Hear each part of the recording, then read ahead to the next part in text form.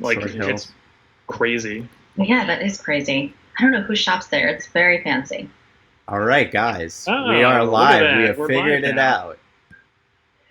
Well, thank you everyone for joining us for another edition of Office Hours with. As always, I'm Ryan Miller, joined with my partner in crime, Scott Elchison. Scott, hello. Welcome to a Thursday Hello, everybody. edition.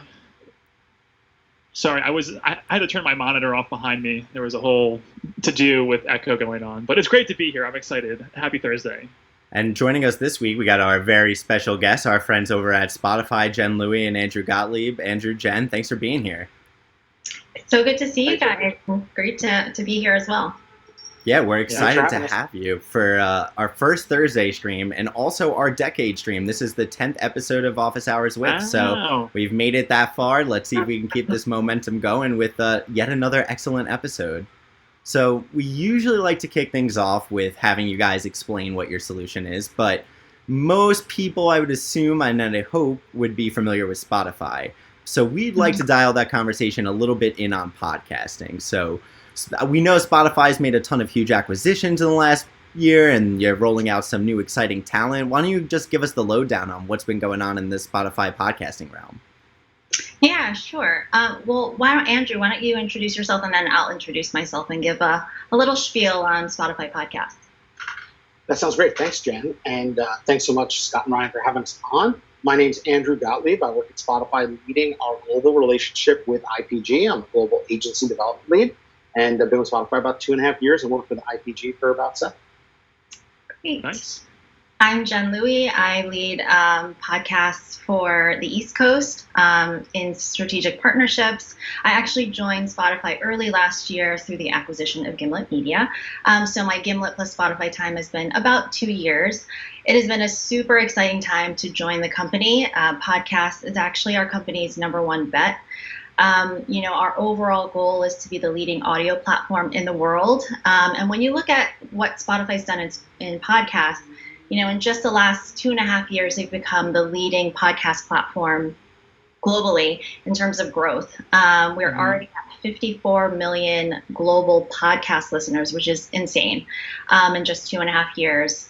And, we're all about scale. So right now we have a portfolio of about 100 plus owned and operated titles. And when you look at our market share as a listening platform for all podcasts, it's at about 20% right now. So that's growing really It's been growing. Yeah, that's been growing a lot. Getting to a close second behind Apple. And, we have our sights on trying to take the lead. So you'll be seeing us adding a lot more in content and also tech. So measurement has been a really big focus for us this year. We've been investing in our own streaming ad technology to get us past downloads. Downloads have been kind of the bane of the podcast ad industry for the past decade and a half. So streaming ad insertions really huge for us. And yeah, just being able to get more great content to our listeners and also for our brands. Absolutely. Well, I have so many questions to ask, and I could just kind of go on because I had this, was podcasting like setup. So everybody probably knows I'm into podcasting. So do we just want to go straight into this new product that you guys announced at CES at the beginning of the year, the streaming ad insertion? Sure. I have questions about that. And so I guess just to start off, for people that maybe don't know about it, what is the streaming ad insertion product that you guys have rolled out? Sure. So streaming ad insertion, or as we call SAI, is what we see as the newest evolution of podcast measurement. So as I was mentioning before, we have been really relegated to only getting downloads. And that's basically your RSS feed, your podcast is being captured by all these different listening platforms. All those downloads are collected, and that's the reporting you get. How many times your ad file was downloaded as part of that episode file. But when you look at that doesn't tell you a whole lot. A lot of platforms like Apple, they automatically download episodes to your device, and it doesn't mean that you'll ever open all of them or even get to the ad. So what streaming ad insertion does is we're going to take the Spotify on-platform delivery that's happening there and looking at actual streaming. So the majority of our podcast listening is actually not downloaded to be listened to later. It's actually streamed. It's like 97% is streamed. So we can actually see how far someone has listened in that episode. Did they get to the ad? How much of the ad listened to? And on top of that, we're going to match that with our first party data. So we can tell you who's listening. And that is huge. Like we haven't been able to get those insights ever. And even for brands, that's huge, but more so for our creators. They're like, who's listening to our shows? What's working? What's not working? So streaming ad insertion will give you not only actual impression delivery, it'll give you audience insights. So who's listening? What device type? What's my reach and frequency on Spotify with those podcast ads? What's my ad completion rate? And what are their listening behaviors? Aside from that podcast listening, what are they doing on the Spotify platform? Maybe there's some more that we can learn about that audience. Like, do they over-index for certain moods, playlists, and that gives you more information for your overall investment on Spotify. So we're really excited about that type of data. Yeah, no, totally. Jen? Yeah. Oh, go ahead, Andrew. Oh, I was going to say what's really, and Jen explained it all so perfectly, but what I think if you one step back and think about what's been done, right? What you've done is cracked open the concept of a burned-in slate or something that's burned in, and you've made it podcast the ecosystem digital. And Jen is speaking at length about how it helps advertisers and touching on creators. But the reality is Spotify is built around three main constituencies, creators, fans, and brands. So the obvious benefit for brands we're going to get into in depth, and Jen touched a little bit on the creators as well, but the fans are also winning here with this technology because by seeing what's happening inside of a podcast, understanding the content, being able to ingest it into traditional algorithms Spotify uses to do music recommendations, we're going to help solve discovery for fans, help them get new great content, and that's going to help creators find more fans, which is going to help grow their megaphone, their voice, and all that ladders up to Spotify mission, which is to unlock the potential of human creativity, to give creators an ability, a million creators the ability to live off their work, and 1 billion fans to enjoy that work, that art, and be inspired by it. So this sounds like it's an ad product, but it's a Spotify product, Spotify proper, helping our main constituencies. It's so exciting to see the company rally around it. Yeah, no, absolutely. It's definitely something that hasn't been done, yet in the podcasting industry. And I think when you brought up metrics, that is super interesting. And the idea that, brands can hear, not hear, but understand who is actually listening to their ads and at what point, and I guess, even like how far along they actually go and finish an episode. So as you're thinking about these new metrics that are going to be available from a Spotify perspective, do you see that changing how today we buy podcasts? Potentially, could we do things like guarantee off ad impressions versus downloads, like video completion rate? Are these some things that the team is thinking about of how we can actually then, as media buyers, change how we buy? Yeah, for sure. And that's something that we're doing as we speak. So we are in the midst of rolling out SAI widely on all of our shows. It's been in beta since Q4 of last year. Okay.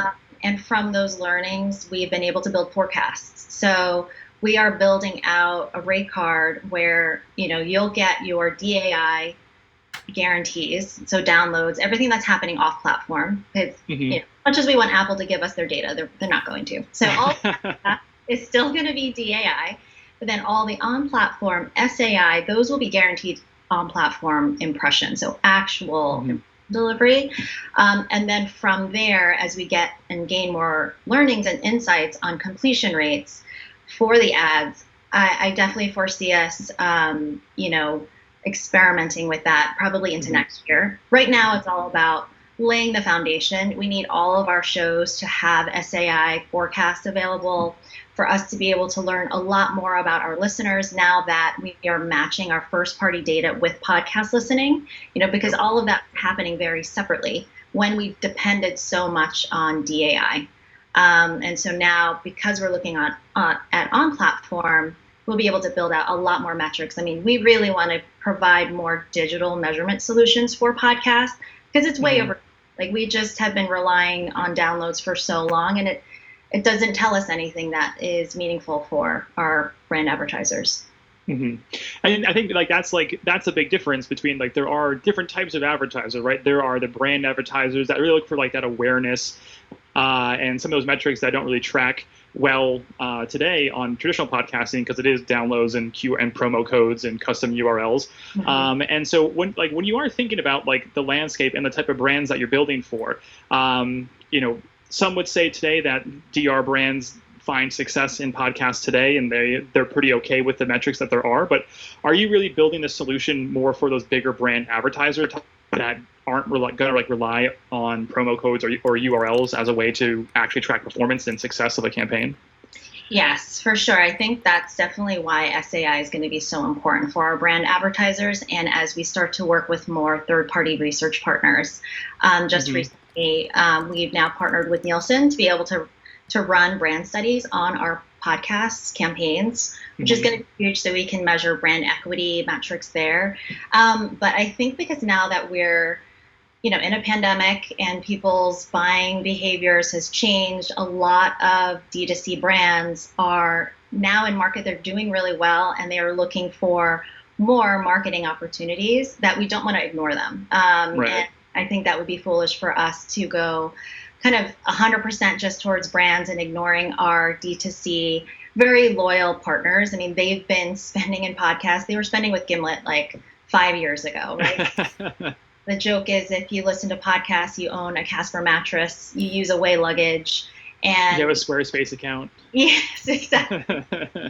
So, all of those things, we are still dialed into making sure our, more D2C, DR advertisers have solutions that work for them, which actually ties in really well with the announcement that we made just a couple days ago, how we're testing interactive ad formats. And the one that we are testing right now is in-app offers.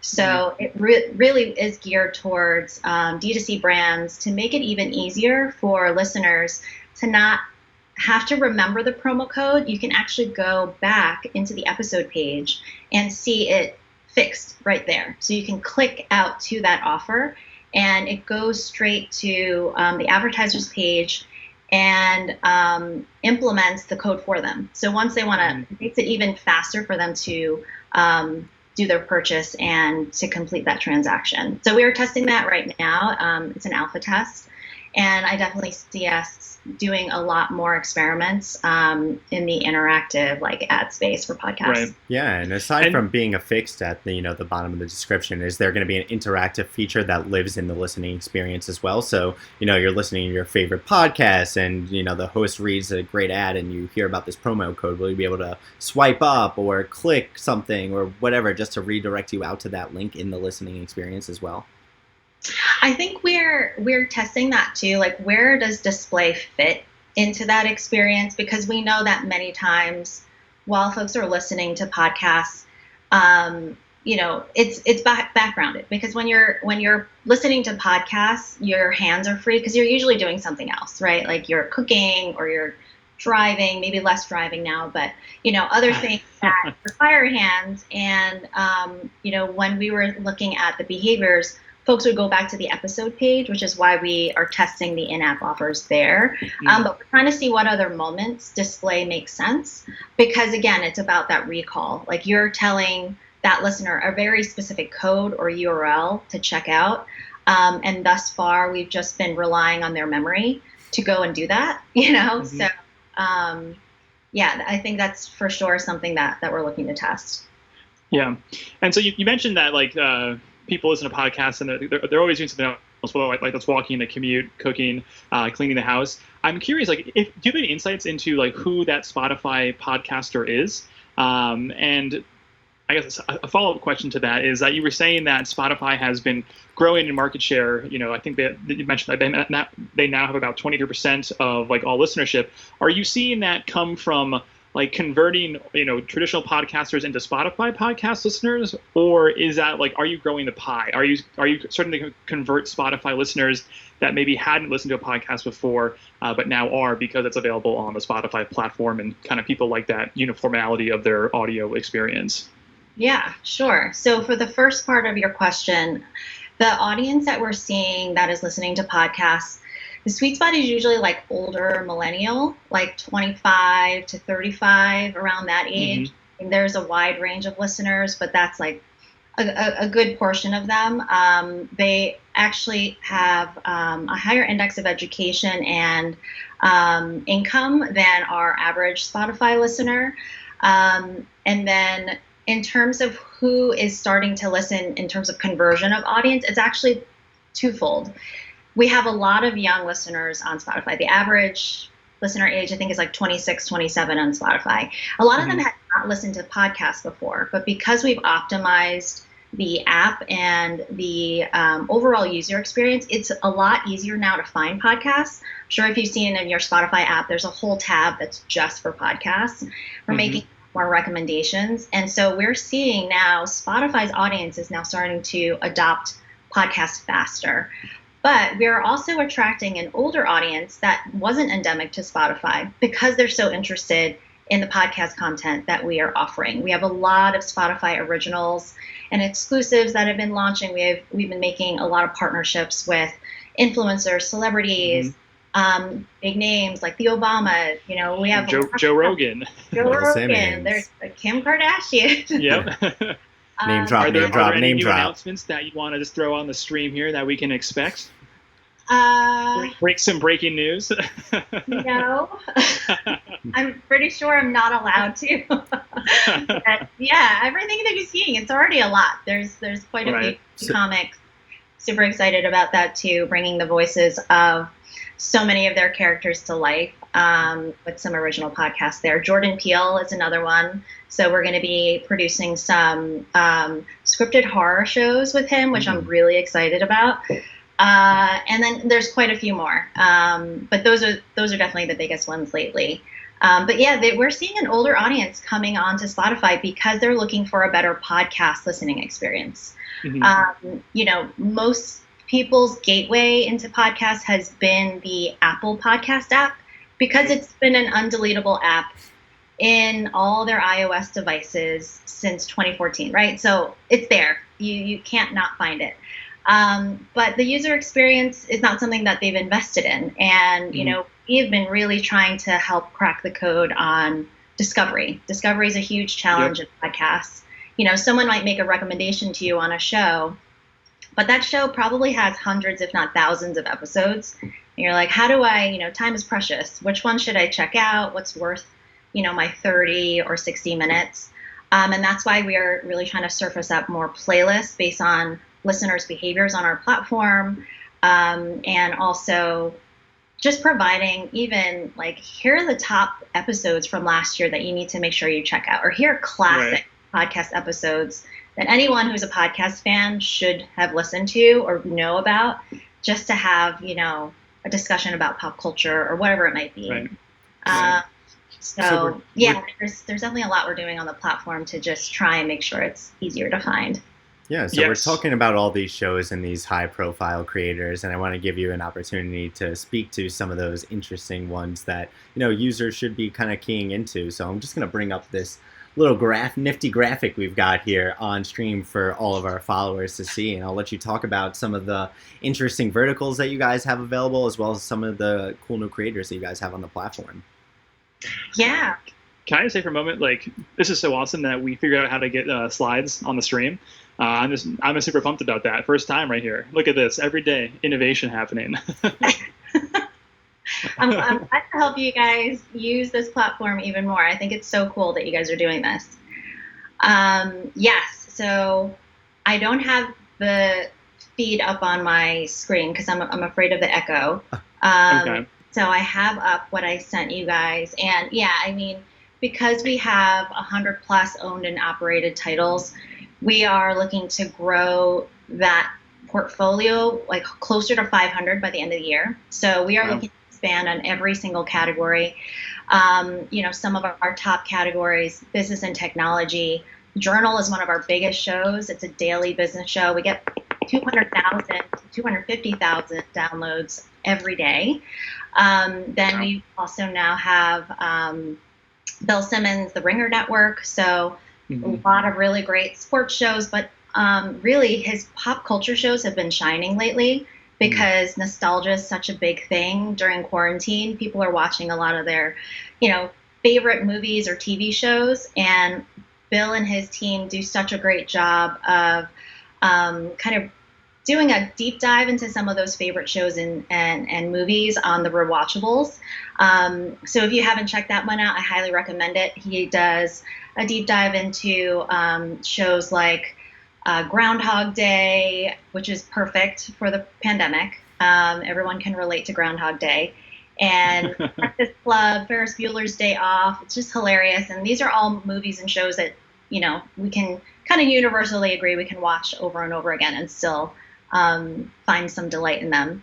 And as you guys know, true crime is such a big category. It continues. It's like the foundation of podcasting.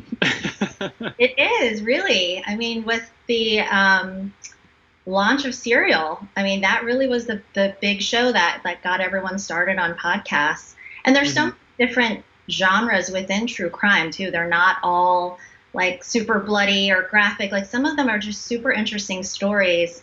And we have some that's more like criminal justice focused. We have the show that launched earlier this month, and it's called Wind of Change. It's super interesting.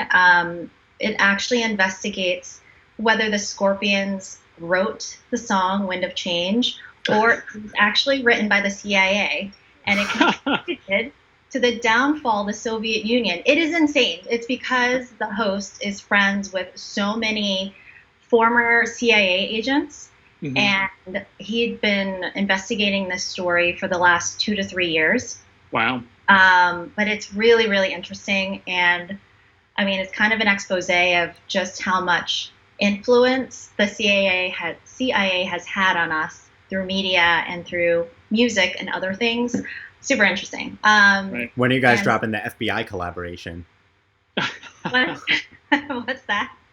I asked when you were dropping the collaboration with the FBI. I don't know. I gotta talk with the content team. It's totally possible. We have so many investigative journalists on staff. So, coming out of Gimlet, and they're investigating stories all the time. So you never know. Yeah, we definitely have lots of shows. And so with all this new content, because I'm just thinking from like a brand perspective, when it comes to running an actual campaign with you guys, how will things be guaranteed, I guess is what I'm going to go back to. So it's obviously there are some shows that'll be original, that'll be exclusive to Spotify, but there are other shows that'll be on Spotify, but then across the wider ecosystem. And so when a media team or brand comes to you and says, hey, we're looking to do a deal, let's say it's with like the Ringer Network, how are things guaranteed? Is it going to be, across just Spotify's inventory, across the whole ecosystem? Is it, show by show based on what's exclusive or not? Yeah, it's guaranteed across everything. So currently, if you were to buy one of our shows and it doesn't have SAI available on it, we would give you the DAI guaranteed downloads across every platform. So we've been able to cast enough for many of our shows because they're well established. So, another thing to note about Spotify shows is that they all fall within the top 1% of podcasts that are out there right now. 1% means that each episode gets a minimum of 32,000 downloads. So we're looking at scalable shows. We don't want our advertisers running into delivery problems because you get smaller than that, it's really hard to deliver on that for maybe a short flight or period of time. Right. So we will still be getting those guaranteed downloads once SAI is available. It's just that we will be guaranteeing Spotify actual impression delivery for SAI. And then for everything else off platform, you'll still get that guaranteed. So no matter what, you're going to get guaranteed impressions plus downloads on platform plus off platform. Plus off platform. Okay. No, that's good to know. Yeah. And then you said $30,000 or 30,000 downloads is like is that like the minimum of kind of what you look for shows when like we're running? So that way, just our brands teams know it's like if you go to Spotify, at a minimum, all of their shows are going to have 30,000 downloads per episode as like a threshold level. Generally, we do look at scale before we make it available to brands. So and we also will bundle shows together in categories to also make that easier for clients to buy. So, for example, business and tech, you could buy those bundles of shows together, and we'll give you more efficient pricing with that. And, it also helps with delivery. So you have that goal across a handful of shows instead of just the one. Got it. And when you do like a bundle like that, I mean, and I guess I'm looking at this at like a larger, Spotify plan, because, if a brand, like I would say a lot of brands are already working with Spotify from like an audio perspective. And so if they wanted to get into the podcast game, like, is this just like a line item that happens that kind of will slot into like a larger Spotify buy? Or do you have to go kind of like make your own separate Spotify podcast buy? It can be together. So it can either be standalone or it could be part of your overall Spotify buy. I mean, we've seen investments as low as $25K. We've seen investments on podcasts alone up to $400K. It really depends on the client's KPIs. For example, we have some campaigns that are much more driven towards maybe driving downloads for a client's branded podcast. So we'll see that full spend just be on podcast shows, right? Because we're trying to get recommendations out to as many people as possible to listen to that client's branded podcast. But yeah, you could do either way. It could be just on podcasts alone or as part of an overall Spotify spend. Got it. Good to know. Well, I do want to go to our chat for a second and lock in the first question from one of our viewers here. So the question comes from Sarah with 5 H's, 05. Has the podcast specific brand lift measurement launched, or is that in beta? So, go ahead. So my thought is, is it like a brand lift study is what they're looking for? So I'll ask that. Is there a brand lift study that's in the works that is specific to podcasting? Yes, and it's with Nielsen. And so that just launched just a couple weeks ago. So that is available if you want that included on a current campaign. As long as it meets minimum threshold investment, then yes, we can include it. Cool. It's a good segue right there in terms of minimum threshold investment. If someone is looking to launch a campaign on the platform, where would you recommend you start in terms of like a test and learn budget? So our minimum, I mean, it's $25K, but honestly, you're not going to learn a whole lot with $25K. I don't think in any medium, for digital media. So, I would look at least $50K and then also look at the flighting. So if that $50K is over a year, again, I don't think you're going to learn a whole lot. It's going to be diluted. $50K in a month, potentially. We could, do a lot in terms of, fixed placements on shows, playing around with the creative rotation. For research, when it comes to the Nielsen brand study, that's a $250K minimum spend. And that's so that we have a sufficient sample size to test off of. That's going to measure all your brand equity metrics like favorability, brand recall, purchase intent, all that good stuff. That sounds good. We're starting to get some really good questions from the chat, so we'll be saving those for in a little bit here. But when it comes to, we're on our brand studies and buying and ad placement. So in a podcast right now, like what is the ad load? Is it 2 episodes, or is it like 1 pre-roll, 1 mid-roll, 1 post-roll? Is it three advertisers in the pre-roll? It's just like what is like the ad load? What is the share of voice, and what can brands expect when they are advertising? That's a really great question, and I think that's a great question to ask all of your partners, because I've definitely heard I listen to a lot of podcasts. Obviously, I don't just listen to podcasts. And so I listen to everything. And, I get really annoyed as a listener when I hear a pre-roll that's a minute or 2 minutes long. And, in those shows, you'll notice in the comments that fans will tell you when to skip. They'll be like, hey, at the 2.5 minute mark, that's when you should start listening to the show. We don't want that happening. We don't want that happening.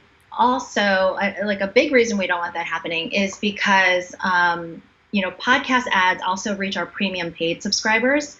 So we cannot be pissing them off. They're very, very important to Spotify's overall business. And we are so protective of that experience that we have a dedicated podcast production team. And this production team actually started with Gimlet Media. And so this team has been around for 5 to 6 years making podcast ads and scripting them. And so our ad load is really low compared to, I would say, what's out there in the overall industry. You'll see about 1 to 2 pre-rolls in every episode, and they're each 15 to 20 seconds long. We're like, pre-roll, let's be quick, short, let's get everybody into the episode because that's what they care about. They want to hear the show. Yep. The mid-roll is where you get to play. So that's where you have a longer canvas. It can be 45 to 60 seconds. In some instances with our more creative solutions, they can be up to 2 minutes to tell a longer story.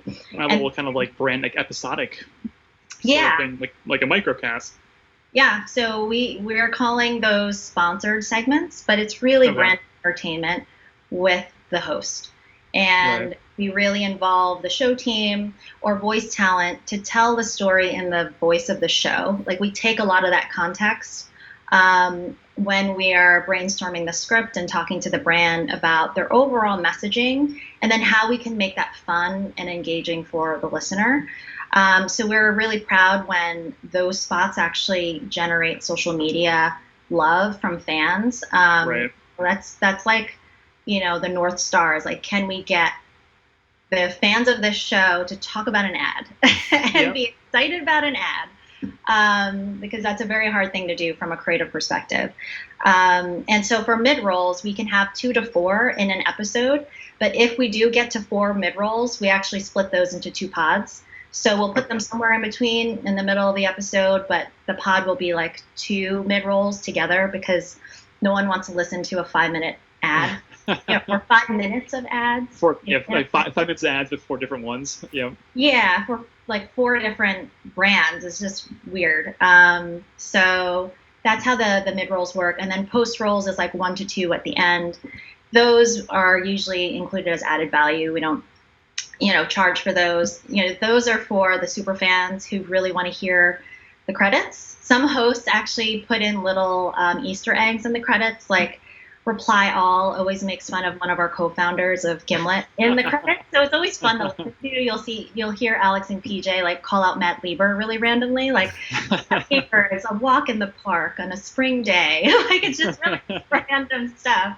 But that post rolls are all just extra.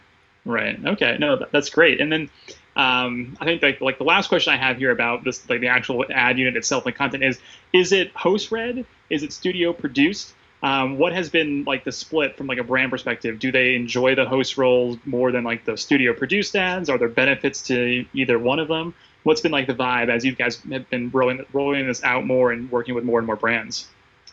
Yeah, so it really depends on how much control the client wants. If the client wants a whole lot of control of that script, we recommend a voice talent because then they can actually make the script whatever they want. If it's a host, if you're getting a host involved, they have to sign off that they're okay saying it. And there's going to be a lot of things that they're going to be more picky about because it needs to sound natural from them. Right. Our fans, they hear really quickly if they're not being genuine, and they call them out on it all the time. And so our hosts and show teams are super protective of, their fan bases, and they're checking social media all the time. And so we get definitely a mix. There's some clients who only want host reads. There's some clients who require longer lead times, and they are super restrictive on their brand guidelines on what we can say, what we can't say. And so we do have a really good mix of both voice talent reads and host reads. I can say when the clients are a little bit more flexible on the messaging, that's when we get the good stuff. Right. Where, we hear the show team or the host really shine. And there's like certain shows where there's like, this camaraderie between the two hosts, or between the host and their senior producer. And you get like these really great pieces of content. Like it's so additive to the overall episode. So we always try to encourage clients to be open to that, but we understand some brands just can't, right? Like say it's pharma or maybe financial services, there are certain things that you can't be as playful. Right. But yeah, people have all different. Nothing gets me, as excited as hearing a playful pharma brand ad. Those, 2.5 minutes of legal that is required to be inserted with it is just chef's kiss. Is the best. Potential side effects, and you're like, oh, that's a downer. Yeah. Man. the magic of the host read is it occupies this space that's word of mouth, native. It lends itself to the power. And the last thing we want to do, as Jen talked about, is dilute that in any way. But if there are ways that brands can have trust, and you end up creating something, as alluded to earlier, an ad that becomes perceived as first-class content, that's a great value exchange. No better value exchange for attention than an ad that entertains you. We see it all the time throughout the platform. That's where magic starts to happen. Yeah, definitely. And I think that entertainment aspect is extremely important, especially now. You want brands to come off authentically. I mean, we're seeing more and more people invite brands into their homes and podcasts into their homes because the current climate has us staying here all the time. Have you guys identified any interesting trends across the platform in the last, 3 weeks, or I guess it's been like 4 months since we've been quarantined now. 4 months, Brian. It just starts all stitching together. But in the last, weeks, months, whatever, any interesting takeaways that, from the Spotify podcasting platform in terms of listening behavior? Yeah, I think because there's no more morning commute, so that's when we were seeing a lot of listening before. So overall podcast listening is just shifted in terms of time of day. So it's now later in the day when folks can also find some time away from everybody else they might be living with. And then also those times that they are with, say, their family or significant other, there's a lot more group listening happening.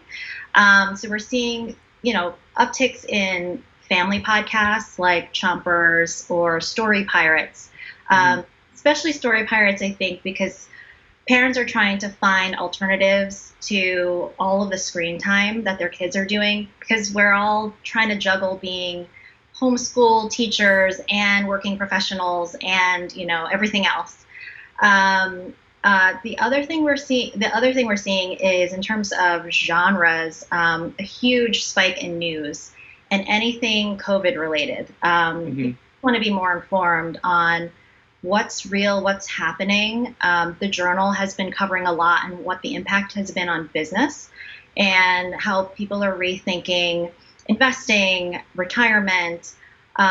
Science Versus is another show where we saw a huge spike. Both of these shows saw about 20 to 30% month-over-month increase since February.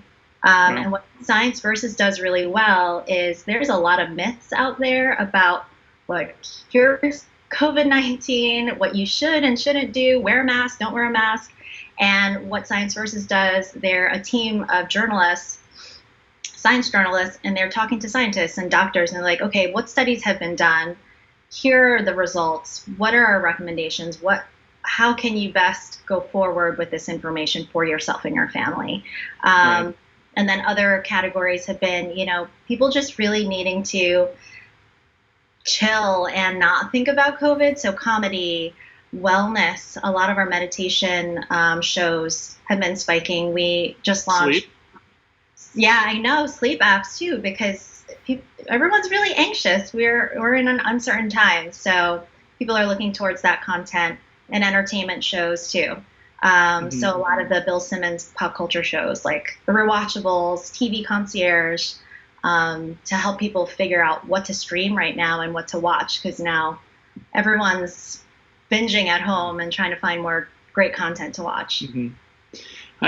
I was gonna say, I have a sleep podcast now. It's not at 30,000 downloads per episode yet, but when it does, I'll come collect it. And I'll be like, hey, you guys want to have a conversation? But can help you monetize it. Yeah, exactly. Can you give us a small taste of it right now? Let's just have like a 10-second snippet. Yeah, here, let me pull up Spotify's terms of service, and I can read them to you. And if we fall asleep in the first 5 minutes, then I think it's working. No, he's serious. That is his show. No, I'm dead serious. Oh my god. Yeah. Scott, I want to check it out after this. give your weekly plug for it. But yeah, I don't think we've gone a single stream without me mentioning it for whatever reason. But yeah, it's a sleep podcast where I help you drift off to sleep by reading you terms of service agreements. Oh my it's fantastic. It's going very well, I have to say. So just keep that one on the old content acquisition list for a future lookout. So I do want to take a minute and so we had two pretty good questions in the chat, and I'm going to ask them. Let me know your thoughts, because I also don't know the answer to some of these questions, and I think it relates a bit more towards the business strategy that Spotify is going for. So if you guys can answer them, please do. If not, no worries at all. So the first question we have from user SBS Slugger 23 is asking, how did you convince Joe Rogan to join? And were any plant-based influence? I don't know what that means, but do you guys have any insight into how you guys convinced Joe Rogan to join Spotify? I mean, I don't know exactly, but my guess is money. Just a quick guess. I'm pretty sure it was the price that we were. It was the price. Okay. That's probably the best answer we have there. And the second question is from ATC239. The question is, and there's some background lead up to this question. So Andrew Wilkinson from Tiny Capital recently said big podcasters like Joe Rogan may be leaving money on the table by going with Spotify. Instead, Andrew said these influencers should do listener subscriptions like Sam Harris does. Have any of these influencers expressed this concern? You guys have any insight into that one? I mean, based off your other answer, I would say probably not, because money, but any insight into that one?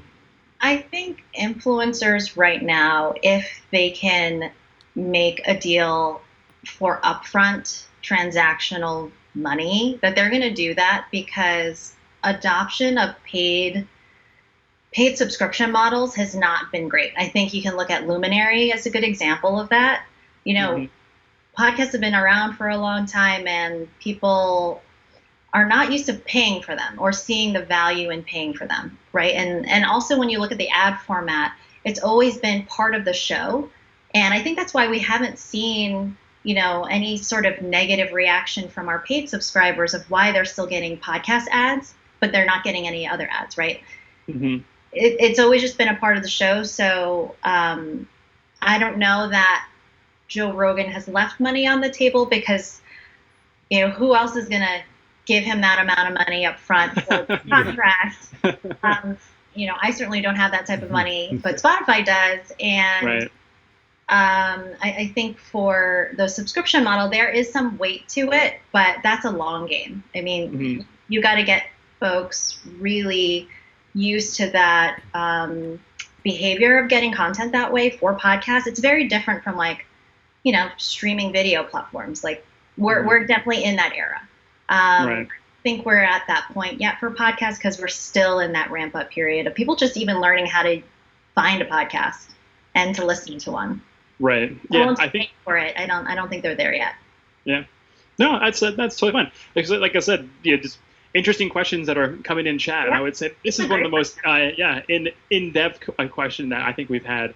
But yeah, to your point, I think we're definitely going to see more and more paid subscriptions. I think people are trying to figure it out. It's definitely it works for some people, it doesn't work for other people. It's just another form or business model that we're going to see develop with podcasters as this medium continues to rapidly I guess accelerate and develop over these next few months.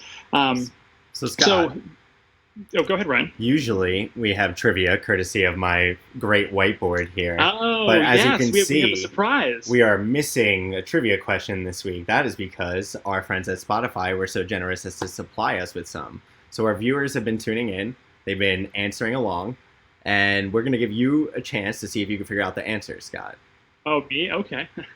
So, Jen, since you're the goes. master behind these questions, I don't know if you want to ask them or should I prompt him? I can ask them. Go for it. All right, lay it on me. Okay, so trivia question number 1, Scott. Okay. What is the top occasion for listening to podcasts? Is it A, driving long distances, B, working out, C, relaxing at home, or D, getting ready for the day? So when is the top occasion for listening? Driving. Okay. Driving pre-COVID is my answer. Okay. So the answer is C, relaxing at home. And this was taken pre-COVID. Huh. So wow, okay. That is still I'm super wrong. currently. Yeah, it is. We were surprised about that too, but a lot of folks are really looking for alternatives to being in front of a screen for entertainment, for news. So that is a number 1 time, but driving long distances, I think, is number 2 or 3. Number so it's 2. up there. Yeah. All right. Yeah. I hope it's number 2 and not 3. Okay, cool. All right. What's next? Question number 2. In what year did the word podcasting become a coin term? What year was that?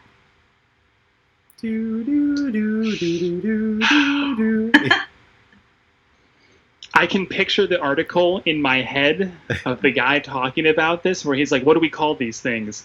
Long form audio, podcasts, iCasts." My gut says 2003, but that seems early. But I'm going to go with it. I'm going with 2003. Final answer. Final answer. Andrew, have you seen the answer? If not, you should take a stab too. I think, Andrew, do you know the answer? I don't, but I would go with 2006. Okay. It's still in between. It's 2004. Oh, I was off by a nugget. Sarah05 actually got it in chat. So Sarah05. Well done. Bravo. She got it right in chat. All right, Yeah, we got TC 230. We got That's one when more it for you, first Scott. published in The Guardian and was coined by journalist, I think his name is Ben Hammersley. So it's the That first time sounds about right. Yeah. podcasting. Actually, I have a bonus question. Do you know what podcasting was called before it was called podcasting? Audio blogging. Yes! You should totally get a prize for that. Yes. That is correct. I get the fringe question right, but the other two were obvious ones, of course. Yeah, you get the unofficial question right. Okay, this is the last one. Trivia All question number 3. All for some fun prizes.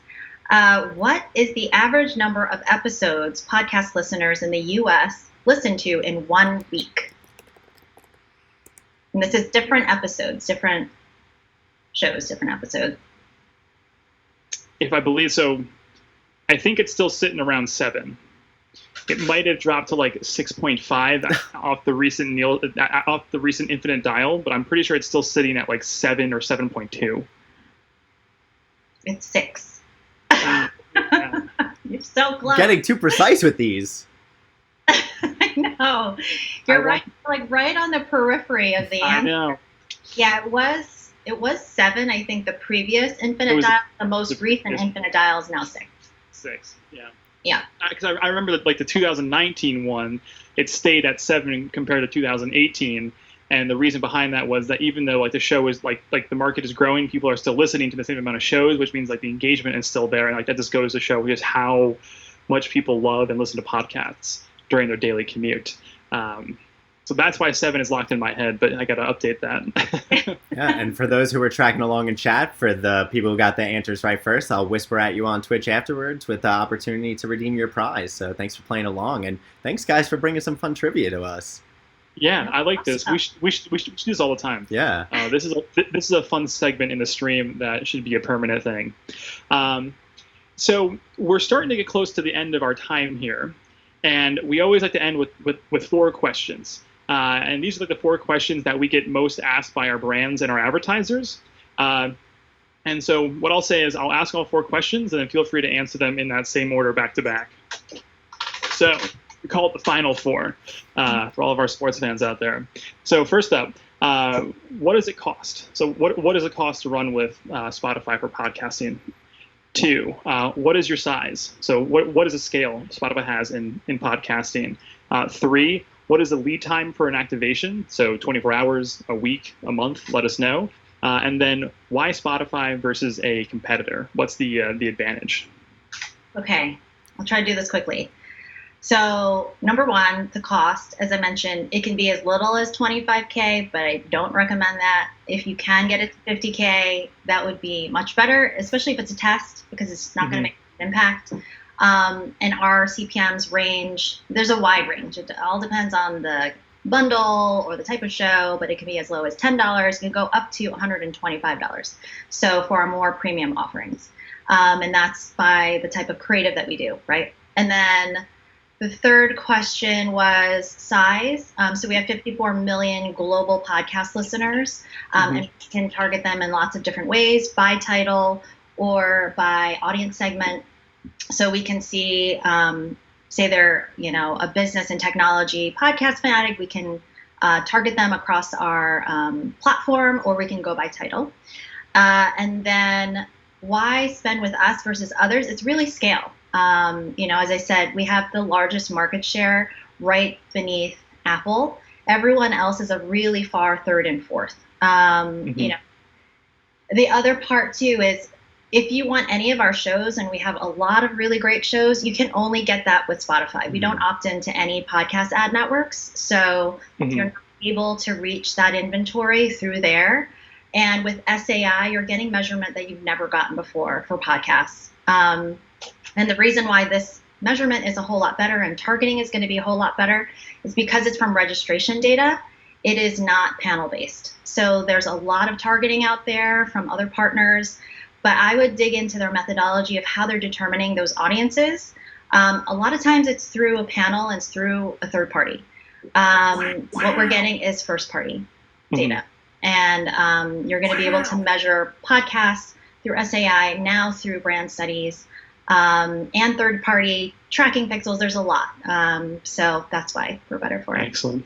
Could I add a cherry on top of that sundae real quick? Absolutely. So the thing that I would say to add on top of that is you're not restricted when you come to us to just advertise podcasting. We have an entire ecosystem of advertising on the other side of our house where music lives and other content. And increasingly, you can think of us as a storytelling platform.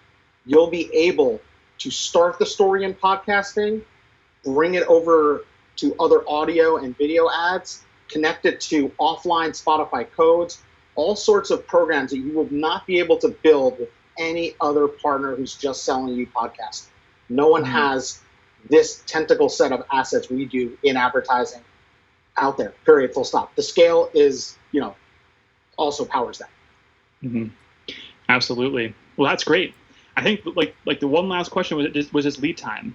I didn't hear anything about the lead time. So how many weeks, hours, minutes, days?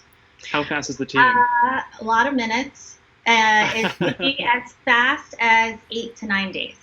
Okay. Awesome. Oh, that's good. But if a client is really restrictive and needs a lot of creative approvals, it will be longer than that. But it can be as quick as 8 to 9 days. Awesome. Well, that is all of my questions. You guys nailed them all. That was fantastic. Is there anything else that's going on Spotify with podcastings that we haven't asked about but we should know about as creators, as listeners, as brand advertisers about the product? Yeah, I'm really excited about the things that we're testing. So the interactive ads, I'm excited about. That's going to be a lot. That's coming next year. We're testing vodcasting. So as you know, Joe Rogan Experience, a lot of their listeners tune in through YouTube. But that is going to be taken down and it's going to be exclusive to Spotify. So we are figuring out that experience on Spotify's platform, and that's going to be expanded to other shows that make sense. Where it's celebrity or interview driven, you're going to want to see maybe that interview through video. And I think Andrew has actually been working on another content solution that's kind of in brainstorm phase with some partners that I'll just let him talk about a little bit. Oh, yeah. I mean, it's building a little bit on what I said a moment ago, right? You've got this incredible medium of podcasting where the voice matters, the authenticity matters. And what happens when you sort of move that storytelling out of just podcasting and make it podcasting plus other places? So what we're looking to do is work with brands, and we've had conversations with the initiative team and the UN Studios team, to keep it sort of specific for a moment, about brands that want a richer storytelling canvas.